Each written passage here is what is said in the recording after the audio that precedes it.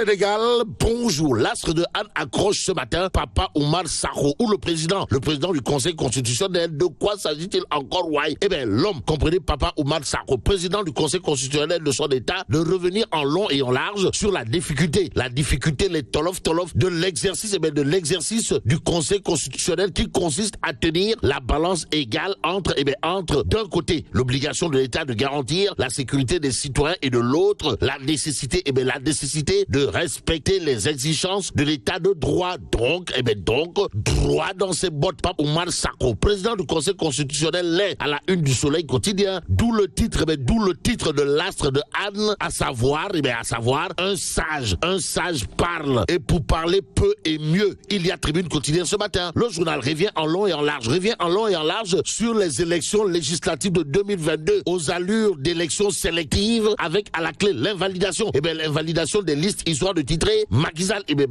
ampute l'opposition. Yehui et Gumsebob de Bougane Gueye Dany out. Vous le déconnez? Wallahi talaï. En tout cas, Bougane Gueye Dany et Ousmane Sonko n'ont qu'une seule et unique mission: se battre ensemble ou périr ensemble. Voilà en tout cas ce que retient et fait retenir Tribune quotidien ce matin. Le journal d'indiquer clairement et nettement que la DGE, la Direction Générale des Élections, a manqué totalement de courage pour invalider Benno tout en osant éliminer complètement Yehui Askanui. Bon, Barthélémy Diaz, seul maître à bord, nous renseigne Tribune. Le journal de nous expliquer comment le code électoral a été délibérément violé. En d'autres termes, violer la politesse. Voilà ce qu'ont fait les autorités en charge de l'organisation des élections au regard du titre qui bat la une de Réumi quotidien. Le journal de révélé, liste nationale, Yehui maintient la pression sur Macky. Pourquoi?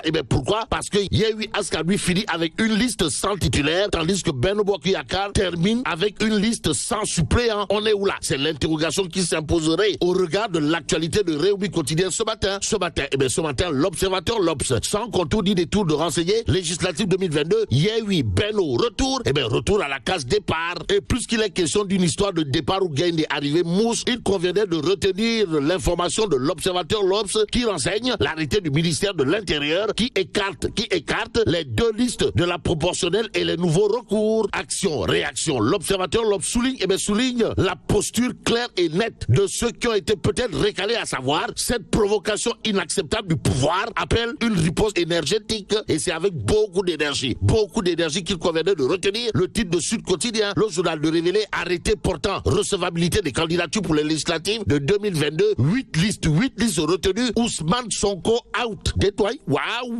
D'où la réaction au vitriol de Ndiaga Sylla, expert électoral de son État, qui tient à dire dans Sud Quotidien,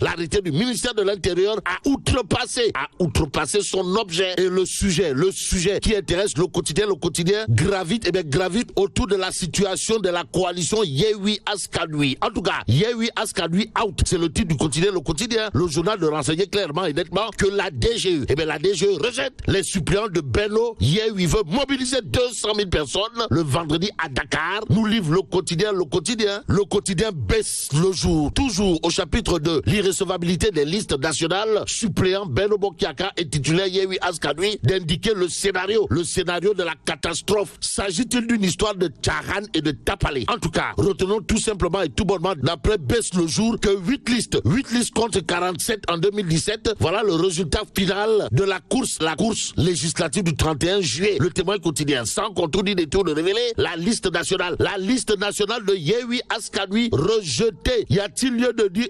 En tout cas, Macky Sall confie la bataille de Dakar aux socialistes. Nous livre le Témoin quotidien ce matin. Le journal trentenaire est piloté de maître par Mamadou Oumar Ndiaye alias Grand Monde, de souligner les ténors de Benno Bokk Yakaar investis sur la départementale. Et là, on peut lire également dans le Témoin quotidien, Maître Abdoulaye Wade conduit effectivement la liste de Walou. Voilà Bok, sommes-nous tentés de dire. En tout cas, le président Pape Diop mène les troupes de Bokk Gis Gis. C'est ce qu'indique clairement et nettement le Témoin quotidien. Mais Vox Populi, toujours sur le rejet de leur liste nationale de titulaires pour les législatives, nous révèle que Ndeketeyo, Sonko et compagnie promettent une riposte énergique à cette énième forfaiture et parti pris assumé par le ministère de l'Intérieur. Bon, Yehui Askanui parle de provocation provocation inacceptable et va faire des recours tout en persistant sur sa manifestation du vendredi prochain, en attendant de savoir, si Tchaf d'une Rem ou encore Maf d'une Yahoo. Passons à Enquête quotidienne qui parle de la crise scolaire. Et là, on peut retenir, et là, on peut dire Alhamdoulilah. Surtout que Enquête quotidienne nous livre qu'on se dirige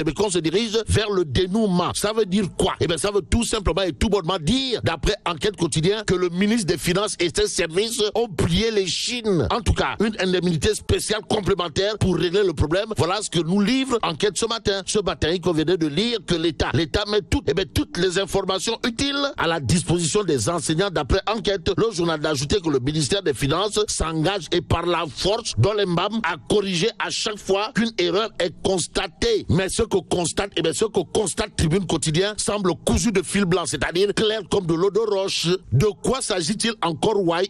De celui qui serait à l'origine de cette crise scolaire sauvée in extremis. Vous le décollez? Wallahi talaï. En tout cas, pour ceux qui relèvent de l'objet du désaccord, retenons tout simplement et tout bonnement l'information de Tribune, à savoir les syndicats accablent monsieur le directeur général du budget, en d'autres termes, l'opium de la crise scolaire que nous avons évité de justesse, c'est-à-dire sur le fil, si on en croit les syndicats dans Tribune Quotidien, c'est Sawai, le directeur du budget. Que dire à cet effet? Sinon, monsieur le directeur du budget, vous aussi, il conviendrait de prendre Libération pour terminer. Le journal, en tout cas, écrit à l'origine de l'incendie au service de néonatologie de l'hôpital de Tivaouane. Et là, on peut lire un système totalement, pour ne pas dire complètement chaotique. Voilà, voilà ce qu'il y a lieu de retenir autour justement de la situation carabinée de chez Carabinée de l'hôpital.